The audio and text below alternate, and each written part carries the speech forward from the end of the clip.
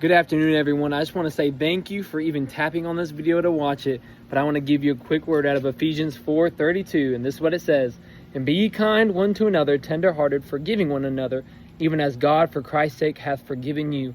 If you look in the Bible and you look at the life of Jesus, something Jesus always was is kind. And I think about, going on visitation and telling people about God and even talking to other people at church. Someone who is not kind is someone who is hard to talk to. Someone who is not kind is someone that I don't necessarily want to listen to.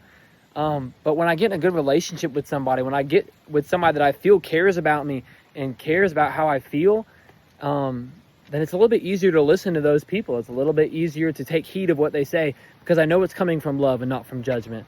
But for someone that's always just beating you down, someone that's always telling you what you're doing wrong and how you should be doing something else, it's those people that are harder to listen to. Those people that tell you that the life you're living are wrong and you're dying and going to hell just so abruptly and so aggressively, those are the kind of people that don't want to hear witnessing, that don't want to open the door for you.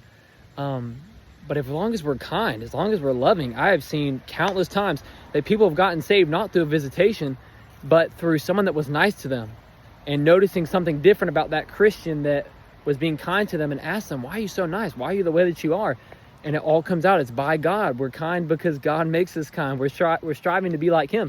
Because people do things that we don't like. People do things that aggravate us, but it doesn't mean that we shouldn't be kind. And I'm not preaching at y'all, but even in my own life, I have not always been the kindest person because there's things that I disagree with. There's things that I want to be the way that I want it to be. But I'm still commanded to be kind. And I do want to see souls saved. I do want to see people get closer to God. And if to do that I have to be kind, then I sure do want to be kind. I sure do want to be nice. I want my family to love me and like me. I want my friends to love me and like me. My church members to love me and like me. But if I'm always being mean, if I'm always being judging, then they ain't going to get anything from me. So it's important to be kind. Kindness can save a life. And when I say save a life, I don't mean literally. But for someone that's going to hell, dying going to hell, your kindness might be the thing that wins them to the Lord. So it's definitely important to be kind. I know people in this world that think that it doesn't matter what anybody thinks about them. If they don't like me, whatever. But we ought not be like that.